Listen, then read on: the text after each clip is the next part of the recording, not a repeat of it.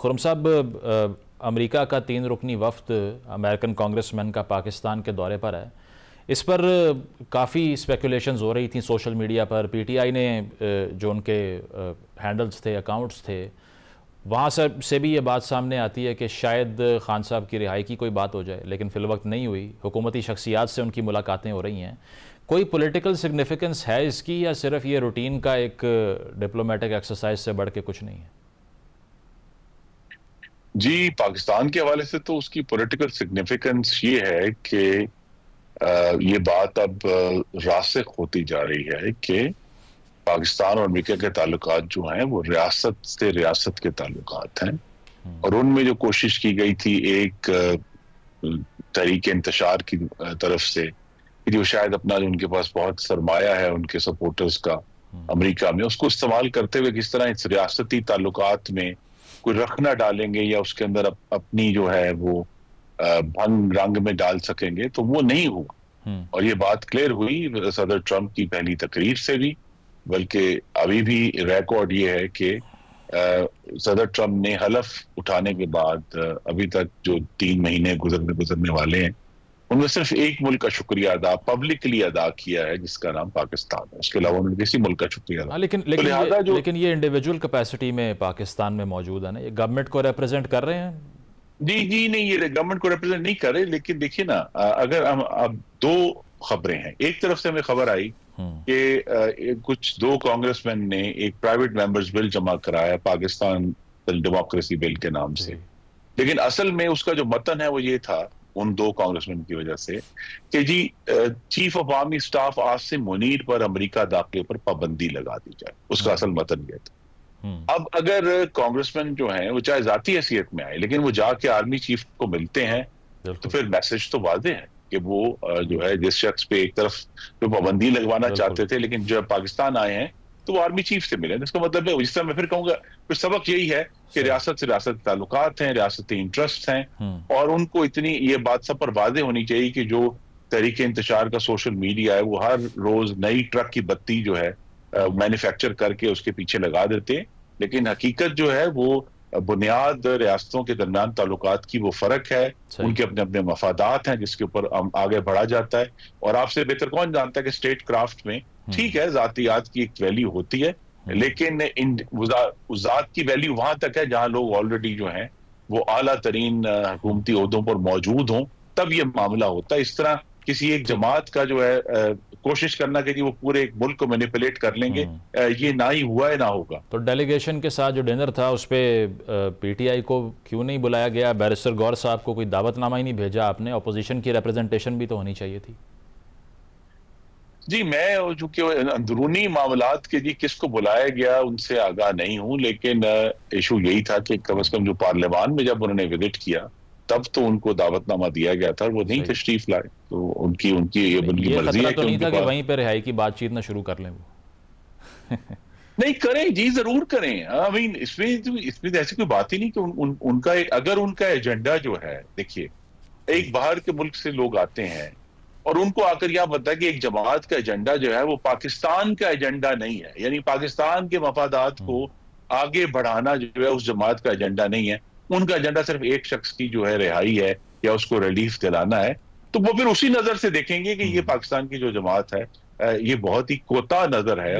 लेकिन खुर्रम साहब, पाकिस्तान की तारीख ये कहती है ना, सिक्योरिटी काउंसिल के इजलास में भुट्टो साहब ने जब शिरकत की 71 की वॉर की पीक के ऊपर, तो उसके बाद भी पाकिस्तान आने से पहले वो अमेरिका गए और फिर वापस आते हैं। इसी तरह वॉर ऑन टेरर में एक कॉल आई कि either you are with us और अगेंस्ट अस, पॉलिसी तब्दील हो गई।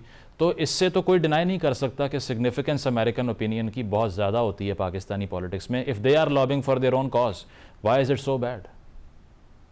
नहीं, वो अपने देखिए ना, मैं ये कहना, अगर उनका कॉज जो है पाकिस्तान का कॉज हो तो बहुत अच्छा होगा, लेकिन उनका कॉज पाकिस्तान का कॉज नहीं है। और अमेरिका का जो इंटरेस्ट जो इस वक्त पाकिस्तान पर इन्फ्लुएंस है, इस वक्त वो प्रैक्टिकली 2 चीजों तक महदूद हो चुका है। वो एक ही है कि अमेरिका IMF के जरिए क्या पाकिस्तान को मजीद तंग कर सकता है, या दूसरे जो इकोनॉमिक सैंक्शन जिसका इस्तेमाल सदर ट्रंप ने पिछली दफा किया था। आपके नाजरीन को याद करा दूं कि पाटफ जो है उसके अंदर जो है फरवरी 2018 में अमेरिका में की तरफ से सदर ट्रंप के दौर में पाकिस्तान के खिलाफ एप्लीकेशन दाखिल कराई गई थी, जिसमें हमें फिर कुछ साल लगे उससे निकलने में। तो वो जो मुआशी हथियार का इस्तेमाल है वो उनके पास जरूर मौजूद है। जो हमारा दूसरा उनका इंटरेस्ट जो है वो इस हद तक है कि पाकिस्तान का जो न्यूक्लियर डिटरेंट है उस पर उनकी हमेशा नजर रहती है कि जी वो महफूज रहे। और उसके बारे में और भी बहुत सारी बातें हैं, लेकिन 12 न्यूक्लियर डिटरेंट में उनका इंटरेस्ट है। उसके अलावा बहुत कम कोई अब मफादात रह गए हैं। ठीक है। अब ये जरूर है कि अगर अमेरिका दोबारा से अफगानिस्तान में अपना इंटरेस्ट शो करता है तो फिर उसे पाकिस्तान की एक बार फिर जरूरत पड़ेगी, या अगर ईरान में कोई जो है खराबी पैदा होती है तो तब भी पाकिस्तान की जो अहमियत है उसमें इजाफा होगा। वैसे सारे चैलेंजेस हमारे सामने। वैसे ट्रंप साहब की अप्रोच तो इससे कॉन्ट्ररी है, वो तो बूट्स ऑन द ग्राउंड के हमेशा खिलाफ रहे हैं, नेटो के खिलाफ रहे हैं। बट आपने मुआशी हथियार की बात की, तो जो टैरिफ्स की ट्रंप साहब ने मैं तो कहूँगा एक सेंसलेस एंडेवर किया, पूरी दुनिया की स्टॉक मार्केट्स को हिला के रख दिया, बाद में वापस ले लिया। कहा गया कि पाकिस्तान की जो स्टॉक मार्केट्स हैं इसको भी $70 करोड़ का नुकसान हुआ है। हमारे ऊपर कितना इम्पैक्ट आएगा इसका, and how to get out of it? जी, हमारे ऊपर इतना इम्पैक्ट नहीं आएगा। अगरचे पाइड ने अपनी पहली स्टडी की है और ये कहा है कि जी टैरिफ जो है बढ़ने से पाकिस्तान की टेक्सटाइल एक्सपोर्ट्स में कमी आ सकती है, लेकिन उसमें जो ज्यादा डेंजर है वो पाकिस्तान से ज्यादा अगर अमेरिका में कसाद बाजारी आती है, रिसेशन आती है और वहां डिमांड कम होती है, उसकी वजह से इफेक्ट आएगा। क्योंकि पाकिस्तान का जो डिफरेंशियल टैरिफ है, हमारे जो कंपेटिटर्स हैं चाहे वो बांग्लादेश है या दूसरे हिंदुस्तान है, उसमें टैरिफ का डिफरेंशियल इतना ज्यादा नहीं है कि हमें जो है इस मामले में ज्यादा परेशानी हो। और दुरुस्त कहा गवर्नर स्टेट बैंक ने कि क्योंकि तेल की कीमतें भी नीचे जा रही हैं तो पाकिस्तान की मईशत को इतना इम्पैक्ट नहीं आएगा जितना शायद बाज़ दूसरे ममालिक को आएगा जो बहुत हैवीली डिपेंडेंट है अमेरिकन इंपोर्ट्स के ऊपर।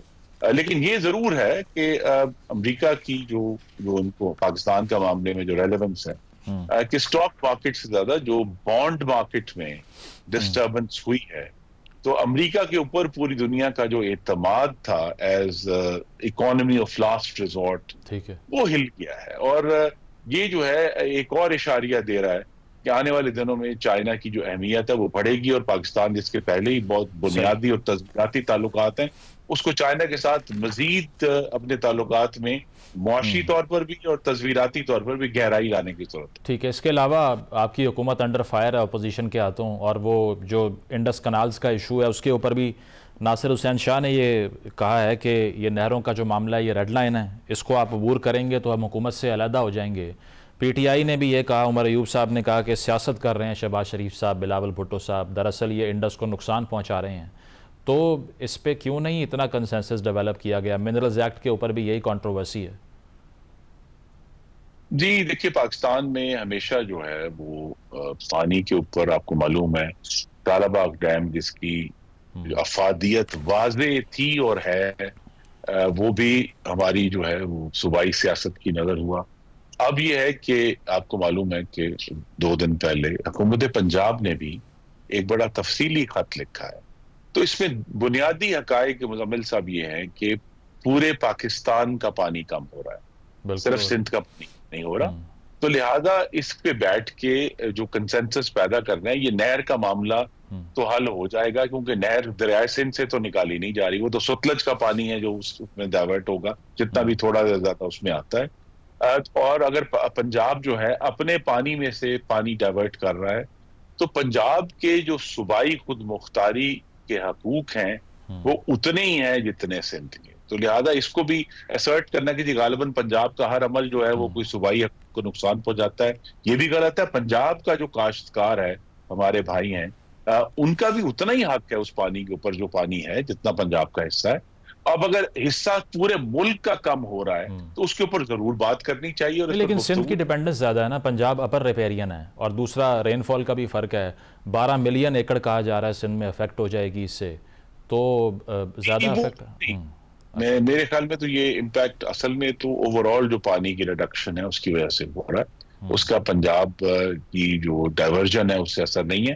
तो इसका बेहतरीन तरीका यही है कि पंजाब और सिंध की हुकूमतें जो हैं वो मिलकर बैठे और इस इशू के जो टेक्निकल मामलात हैं उसको रिजॉल्व करें और फिर दोनों सीसीआई में अपने पेपर्स भिजवाएं कि वो क्या समझते हैं क्या सही है, क्योंकि इस पर जो है वो सियासत करना बहुत आसान है। मतलब एक पॉइंट ऑफ व्यू तो ये भी है कि जी सिंध में चूंकि टेम्परेचर पहले बढ़ जाता है तो वहां फसलें पहले लगती हैं, तो उनको तो पानी मिल जाता है, और पंजाब जब तक पंजाब में फसलें लगाने की बारी आती है तो पानी ऑलरेडी कम हो चुका होता है। तो क्या वो भी एक नाइंसाफी है जो पंजाब के साथ हो रही है?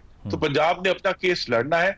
पाकिस्तान में वफाक का कोई पानी नहीं है, पानी सूबों का है, और लिहाजा उन सूबों ने आपस में बात करके इस इशू को रिजॉल्व करना। मेरी तवक्को यही है कि आने वाले चंद हफ्तों में ये जो जिस किस्म की जो सियासी धमकियां हैं उनकी नौबत नहीं आएगी, और इसको मामले को बैठकर और वफामत से और मुज़ाकरात के जरिए हल कर लिया जाए। ठीक है, शॉर्टली 18th अमेंडमेंट मसला है विफाक के लिए। रेट्रोस्पेक्ट में ये आप एक्नॉलेज करते हैं कि विफाक बहुत कमज़ोर हो गया और इसीलिए कुछ लेजिस्लेशंस भी ऐसी आती हैं जिस पर इल्ज़ाम यही लगता है कि ये 18वीं तरमीम की वायलेशन की जा रही है।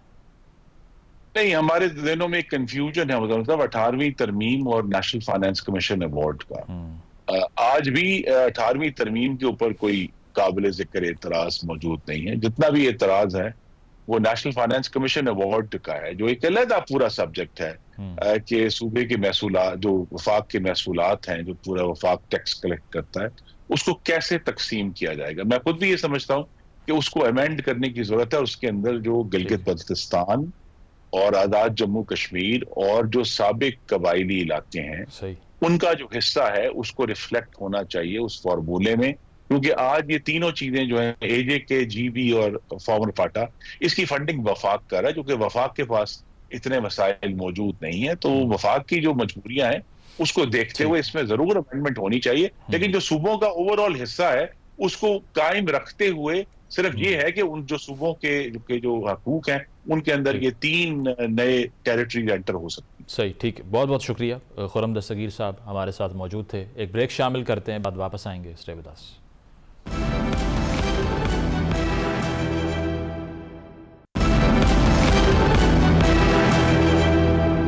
नाज़रीन, प्रोग्राम आपने मुलाहिज़ा किया, फीडबैक ज़रूर दीजिएगा। इजाज़त दीजिए, अल्लाह हाफ़िज़।